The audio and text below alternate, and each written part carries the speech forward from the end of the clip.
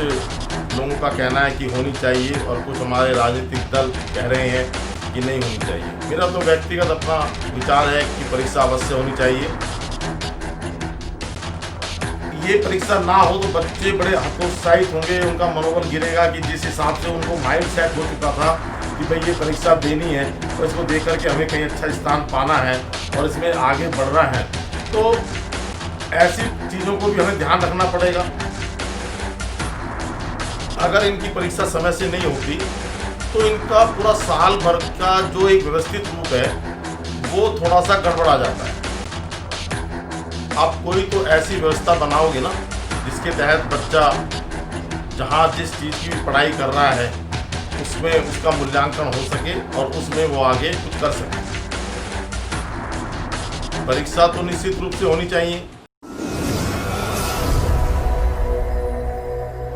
वर्तमान में एक विषय हम सबके समक्ष आया हुआ है और तमाम मीडिया और समाचार पत्रों में यह विषय बहुत चल रहा है, चर्चा में है कि नीट और जेईई की परीक्षा होनी चाहिए या नहीं होनी चाहिए। तो उस पर मैं आपसे थोड़ी सी आज इस बातचीत करूंगा कि कोरोना काल जो चल रहा है उसमें काफ़ी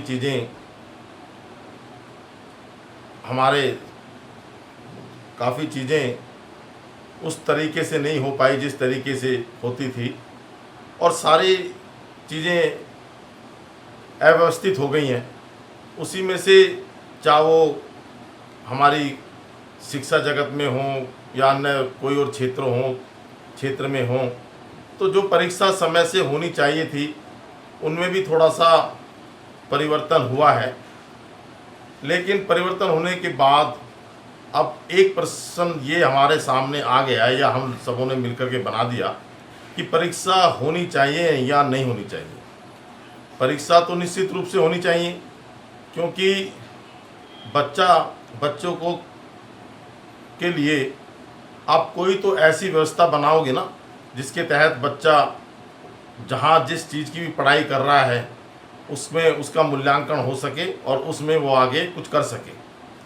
तो मैं यहाँ पर नीट और जेईई जो विषय आजकल चल रहा है उनकी परीक्षा होनी चाहिए या नहीं होनी चाहिए और एक राजनीतिक रंग उसको दे दिया गया है, उस पर कुछ लोगों का कहना है कि होनी चाहिए और कुछ हमारे राजनीतिक दल कह रहे हैं कि नहीं होनी चाहिए। मेरा तो व्यक्तिगत अपना विचार है कि परीक्षा अवश्य होनी चाहिए, क्योंकि ये कुछ इस तरह के प्रोफेशनल कोर्स हैं कि अगर इनकी परीक्षा समय से नहीं होती तो इनका पूरा साल भर का जो एक व्यवस्थित रूप है वो थोड़ा सा गड़बड़ा जाता है। और एक डॉक्टर या इंजीनियर को तैयार करने में जितना वर्ष लगता है, आप सब जानते हैं जितना समय लगता है, उसके अनुसार देखें तो हमें इन डॉक्टर और इंजीनियर की जो पढ़ाई लिखाई है उसको समय से ही हमें करना चाहिए। हाँ, वो अलग बात है कि थोड़ा सा सारी चीज़ें अव्यवस्थित हुई कोरोना की वजह से, लेकिन जब कोई चीज़ व्यवस्थित हो सकती है तो उसको व्यवस्थित करना चाहिए। अब थोड़ी सी परिस्थितियाँ सामान्य हो रही हैं और सामान्य परिस्थिति होने पर हम दोबारा अपने कामकाज पे लौट रहे हैं, हम रोज़मर्रा के अपने काम कर रहे हैं, क्योंकि जीवन कभी ठहरता नहीं है, जीवन कभी रुकता नहीं है, जीवन हमेशा आगे बढ़ता है और आगे बढ़ने का नाम ही जीवन है। अब ऐसे तो देखा जाए तो मेडिकल वालों ने एक परीक्षा अपनी कराई, पीजी कोर्स की, एमडी की परीक्षा जो उन्होंने कराई, और भारत सरकार के जो कोरोना को लेकर के जो गाइडलाइन है उसको ध्यान में रखते हुए उन्होंने कुछ ऐसा रास्ता निकाला जिससे कि वो परीक्षा बड़े अच्छे तरीके से हो गई। उसके लिए उन्होंने सेंटर बना दिए, जो सेंटर पहले 60 थे तो उनको शायद 150 के करीब कर दिया। बच्चों को थोड़ा सा विकल्प ये दे दिया कि बच्चा अपने अनुसार सेंटर को, परीक्षा केंद्र को चुन सके, या सोशल डिस्टेंसिंग का ध्यान रख करके उनको वहाँ पर परीक्षा देने के लिए कहा गया। कुछ जो वहाँ पर जो व्यवस्था, जैसे सैनिटाइजर की व्यवस्था, सारे संस्थान को जहाँ पर परीक्षा होनी थी उसको सारा सैनिटाइज किया गया, उन सबों का ध्यान भी रखा गया। और जो कोविड के लेकर के जो नियम कानून थे उन पर भी ध्यान रखा गया और एक रास्ता ऐसा निकाला और उसमें बहुत बड़ी संख्या में बच्चों ने वह एग्ज़ाम दिया। तो ऐसे ही नीट और जेई की परीक्षा भी आप करवा सकते हैं। और इसलिए क्योंकि कोई बच्चा अगर इसकी तैयारी अपने मेन पेपर की तैयारी छोड़कर बहुत से विद्यार्थी और इस परीक्षा में की तैयारी कर रहे हैं, क्योंकि इसके एंट्रेंस के लिए मैक्सिमम बहुत ज़्यादा नंबरों की ज़रूरत नहीं है, शायद 50% इन परीक्षाओं के लिए हमें चाहिए होता है। तो बच्चे अपनी मुख्य परीक्षा को छोड़ करके जो उनकी सीबीएसई बोर्ड की है उसकी तैयारी उसी अनुसार कर रहे थे, उसके साथ साथ वो बच्चे इन परीक्षाओं की भी तैयारी कर रहे थे। अब ये परीक्षा ना हो तो बच्चे बड़े हतोत्साहित होंगे, उनका मनोबल गिरेगा कि जिस हिसाब से उनको माइंड सेट हो चुका था कि भाई ये परीक्षा देनी है और इसको दे करके हमें कहीं अच्छा स्थान पाना है और इसमें आगे बढ़ना है, तो ऐसी चीज़ों को भी हमें ध्यान रखना पड़ेगा। और आप अगर अलग जैसे देखें तो इसमें कई फेस इस एग्ज़ाम के हम चला सकते हैं। आप एक फेस में मत कीजिए, अलग अलग फेस में इस एग्ज़ाम को कराइए। एंट्रेंस जो एग्ज़ाम है जेईई और नीट का अलग फेस में कराइए। अलग फेस मतलब कुछ बच्चों का कभी, कुछ बच्चों का कभी, ऐसे आप करा सकते हैं।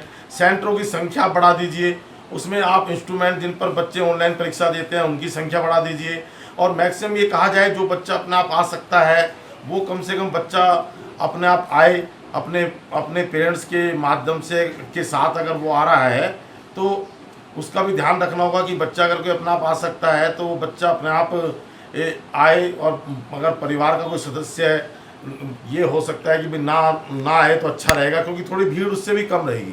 तो सोशल डिस्टेंसिंग का वो सहारा ले, उसके साथ चले, मास्क का इस्तेमाल करे, मतलब ऐसी तमाम चीज़ों को लेकर के, ऐसी तमाम चीज़ों को ध्यान में रख करके इस परीक्षा का आयोजन किया जा सकता है। लेकिन इसको डिले करने का अर्थ ये होगा कि बच्चों का जो एक ये किसी भी आप अगर परीक्षा नहीं होगी तो बच्चों को कोर्स में एडमिशन नहीं मिलेगा और ऐसे करते करते ये एक प्रकार से उस परीक्षा जेईई और नीट के लिए 0 ईयर घोषित हो जाएगा। और हम इन प्रोफेशनल कोर्सों में 0 ईयर को हम 0 ईयर नहीं कर सकते, क्योंकि ये इस तरह के कोर्स हैं कि इनको हमारे देश को, राष्ट्र को डॉक्टर और इंजीनियरों की बहुत आवश्यकता है। और हर साल जितने इंजीनियर डॉक्टर निकले, आप भारत के क्षेत्रों में जाओ ना, ग्रामीण जनता में जाओ, डॉक्टरों की कितना अभाव है, इंजीनियर्स नहीं अच्छे।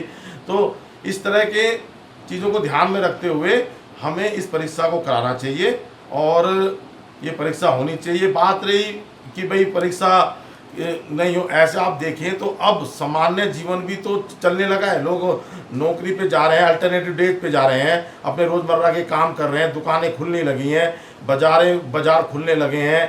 अब ये समान तो वो और एक चीज़ और भी आप अगर इस तरह से भी देखें कि हम जैसे ये बात एक सब जगह जग जाहिर भी है कि युवाओं को तो ये वैसे ये वायरस इफेक्ट भी उतना नहीं कर रहा। हाँ, ये बात है कि हम रिस्क उस तरह से ना लें कि अगर इफेक्ट नहीं कर रहा तो हम कुछ ऐसी चीज़ें करने लग जाएं कि हमारे युवाओं पर कोई खतरा मंडराने लगे। हम सारे खतरों को, इस बीमारी के, इस वायरस के सारे खतरों को ध्यान में रख करके ऐसी एक योजना बनाएं, ऐसी व्यवस्था बनाएं कि सामान्य और सही रूप से परीक्षा हो जाए।